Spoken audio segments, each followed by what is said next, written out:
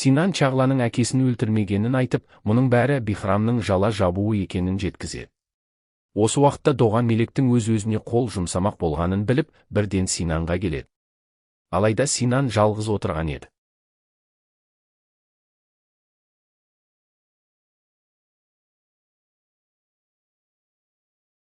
Сол сәтте Чағла Синанды атып тастауға жол бермей, бәрі қашып кетеді.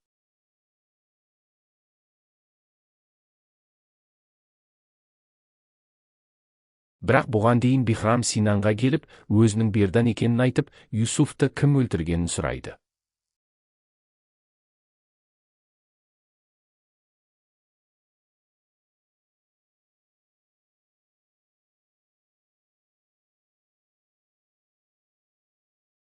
Доған Синанды босатып, бірден ауруханаға асығады.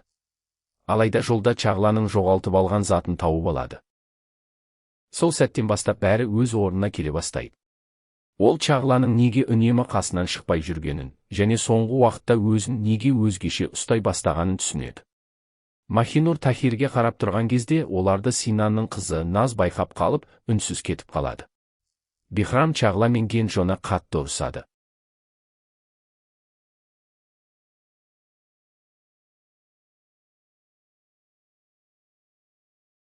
Сонымен қатар, Генджоның өзін әкесінің өліміне кінәлап жүргенін де біледі.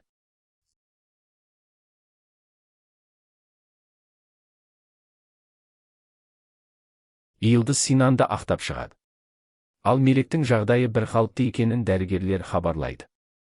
Чағла Мелекке келеді. Сол жерде Генджоның Мелекті шын көңілімен жақсы көретінін біледі. Алайда Чағланы бүкіл отбасы суық қарсы алады. Доған Чағланы жеке сөйлесуге алып кетеді. Ол Тахирдің өліміне Чағланың қатысы болуы мүмкін деп күдіктеніп. Мелек есін жиғанда, қасында отырған Мейірбике қолына бір хат ұстатады. Хаттың ішінде тағы да қорқытып бопсалаған хабарлама жазылған еді. Дидем Чағлаға Махинурдың арнайы жеке жайға барғанын айтып береді. Доған мен өзгелері Мелекті көруге келеді. Бауырлар ұзақ сөйлесіп, бір-біріне қолдау көрсетеді.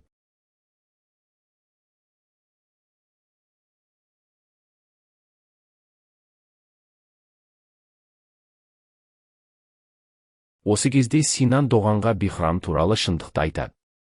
Оның сөзінше, Бихрам кезінде Юсуфқа Синан Махинурды зорлады деп өтірік айтқан. Мүмкін дәл осы шындықтың кесірінен Юсуф қаза тапқан шығар.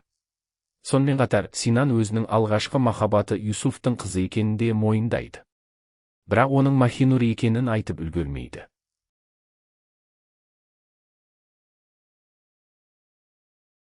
Доған Мелектен телефонды кім бергенін сұрайды. Мелек Генджо екенін айтып, оның жаман адам емес екенін жеткізеді. Алайда Доған сыртқа шыға сала Генджоны ұстап алып, аяусыз соққыға жығады.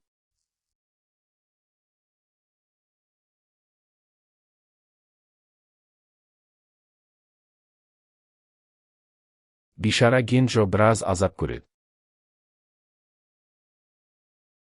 Кейін Доған Бихрамды шақырып, Генджоны алып кетуін бұйырады.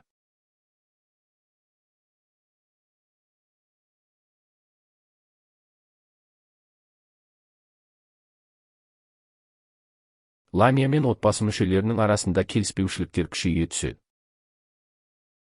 Тіпті Ламия Гүлшенді ұрмақ болғанда, Сейфа араша түсіп тоқтатып қалады. Чағла Махинурдан Синан туралы барлық шындықты білгісі келетінін айтады. Бірақ Махинур қарсыласады. Дәл осы сәтте сырттан келген Доған олардың әңгімесіне куә болады.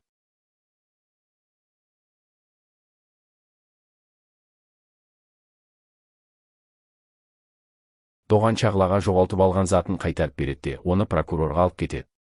Ал Сейфа Гүлшенге кем дегенде дос болып көруді ұсынады. Бихрам Генджоның күдігін сейілту үшін оған түрлі жылы әңгімелер айтып, сендіруге тырысады.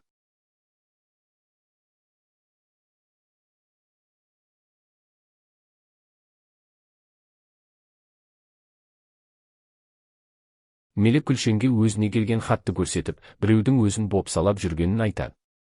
Ең қызығы, Гүлшеннің хабарласып жүрген адамның лақабы аты да дәл сол. Шим-шик. Доған Тахир ісіндегі күдіктінің белгілерін Чағлаға ұқсатып сипаттайды. Осылайша ол өз күдігін Чағлаға анық білдіреді. Осы уақытта Генджо Мелекке әдемі шарларды жібереді.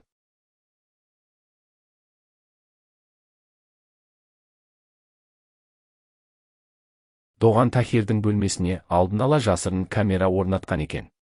Камера жазбасынан Махинурдың ол бөлмеге келгенін көреді.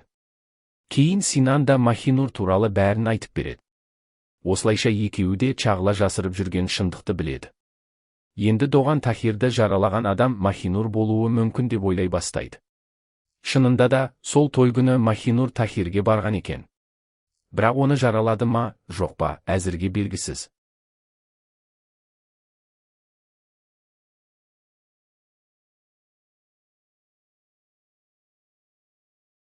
Махинур Чағлаға Синанмен не болғанның бәрін жазып береді.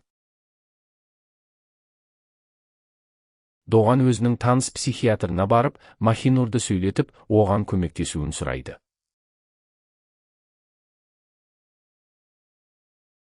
Белгілі болғандай, бұл әйел бұрын Доғанды ұнатқан екен. Кім біледі, бәлкім кезінде екеуінің арасында қарым-қатынас болған шығар. Синан Доғанға кезінде Бихраммен қандай келісім жасағанын айтып береді. Ал Бихрам болса, Синан өзін басқару мүшесі етіп тағайындады деп қуанып барады. Бірақ кеңсеге барған кезде оны ішке кіргізбей, заң жүзінде ешқандай құқығы жоқ екенін айтады.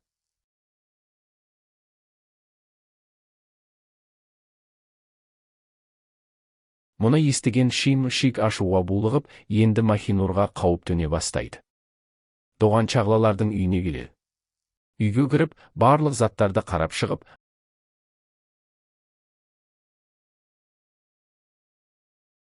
Махинурдың телефонынан таксиге тапсырыс берілгенін анықтайды.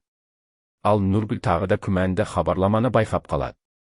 Осы кезде Гүлшен Шим-шикпен кездесуге бел буады. Бірақ оның соңынан Сифа да жасырын түрде еріп бара жатады. Доған такси жүргізушісімен сөйлеседі. Жүргізуші Махинурды өзі апарғанын мойындайды. Доғанның психиатрмен сөйлескен әңгімесін Чағла кездейсоқ естіп қояды. Дәл сол сәтте оларға белгісіз біреулер шабуыл жасайды.